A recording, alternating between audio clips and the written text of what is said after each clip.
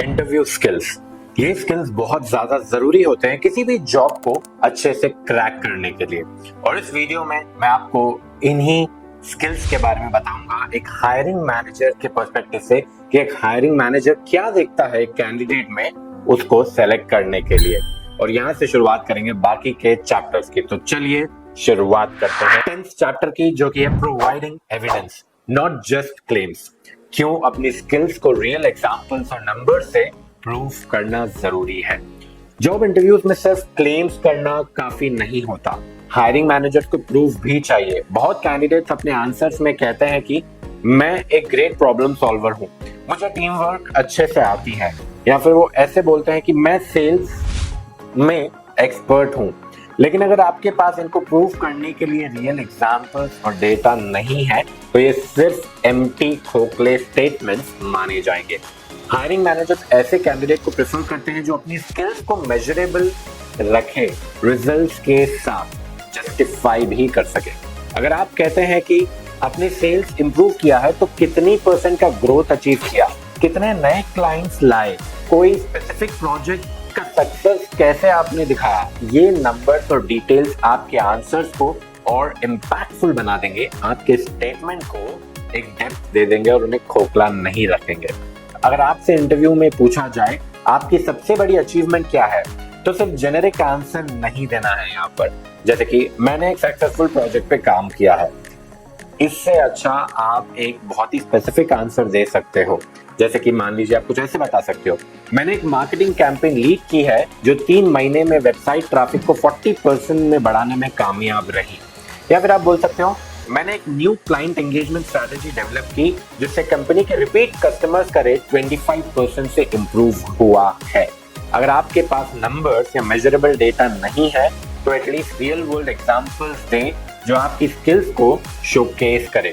यहाँ पे भी स्टार यानी कि सिचुएशन, टास्क, एक्शन और रिजल्ट मेथड यूज कर सकते हैं। पहले सिचुएशन को एक्सप्लेन करें, फिर आपका रोल उसमें एक्सप्लेन करें, आपने क्या एक्शन लिया वो बताएं, और फिर एंड में उस सारे चीज का रिजल्ट क्या आया वो भी आप जरूर बताएं। एम्प्लॉयर्स उन्हीं लोगों को प्रेफर करते हैं जो अपनी बातों को सिर्फ बोल्ड स्टेटमेंट्स के साथ ही नहीं बल्कि स्ट्रॉन्ग एविडेंस के साथ भी सपोर्ट कर सकते हैं।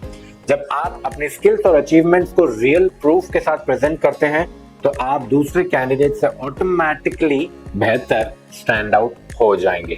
चलिए बात करते हैं 11th चैप्टर की, जो कि है reading between the lines of job descriptions. Listed qualifications के बियॉन्ड एम्प्लॉयर्स क्या ढूंढ रहे हैं, यानी कि उन्होंने जॉब डिस्क्रिप्शन तो बना दिया, उन्होंने बता दिया कि हमें ये सब चाहिए, बट उसके अलावा वो लोग क्या ढूंढ रहे हैं उसको आप कैसे जानोगे। जॉब डिस्क्रिप्शन सिर्फ एक लिस्ट होती है जो बेसिक क्वालिफिकेशन रेस्पॉन्सिबिलिटीज बताती है, लेकिन हायरिंग मैनेजर का एक्चुअल एक्सपेक्टेशन सिर्फ वही नहीं होता जो लिस्टेड आउट है। एक स्ट्रॉन्ग कैंडिडेट वही होता है जो जॉब डिस्क्रिप्शन को सरफेस लेवल पे नहीं बल्कि डीपर लेवल पे समझता है और हिडन एक्सपेक्टेशंस को भी आइडेंटिफाई कर पाता है।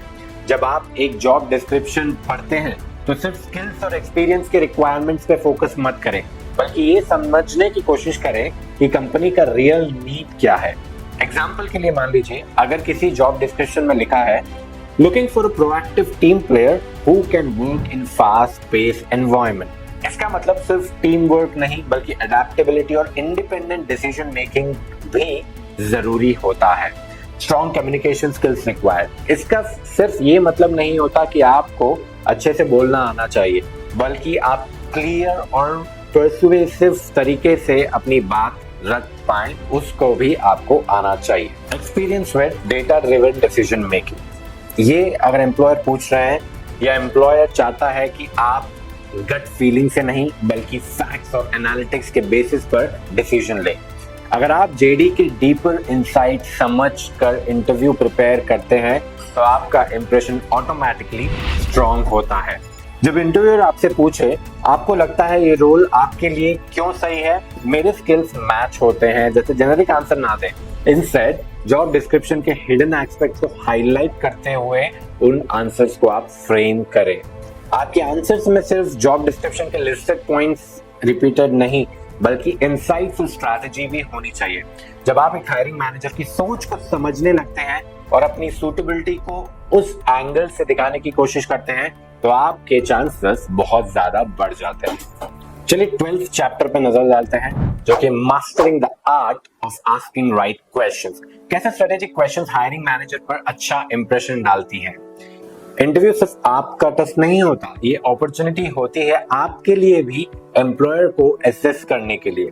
बहुत कैंडिडेट्स इंटरव्यू के एंड में जब इंटरव्यूअर पूछता है क्या आपके पास कोई क्वेश्चंस है, तो यहाँ वो चुप हो जाते हैं या फिर कोई जेनेरिक क्वेश्चन पूछते हैं जैसे कि वर्क कल्चर कैसा है, इस रोल में ग्रोथ अपॉर्चुनिटीज कैसी है। ये अप्रोच वीक लगती है।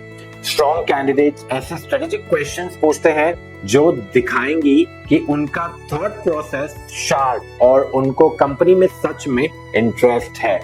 स्ट्रेटेजिक क्वेश्चंस पूछने का एक बेस्ट बेनिफिट यही है कि आपको एक सीरियस, वेल प्रिपेयर्ड और एक एंगेज कैंडिडेट माना जाएगा। अगर आप हायरिंग मैनेजर से थॉटफुल सवाल पूछते हैं तो आप दूसरे कैंडिडेट्स के कंपैरिजन में स्टैंड आउट करेंगे। एग्जाम्पल के लिए आप कुछ ऐसे सवाल पूछ सकते हैं, इस रोल में सक्सेस मेजर करने का बेस्ट पैरामीटर क्या होगा अगले 6 महीने में।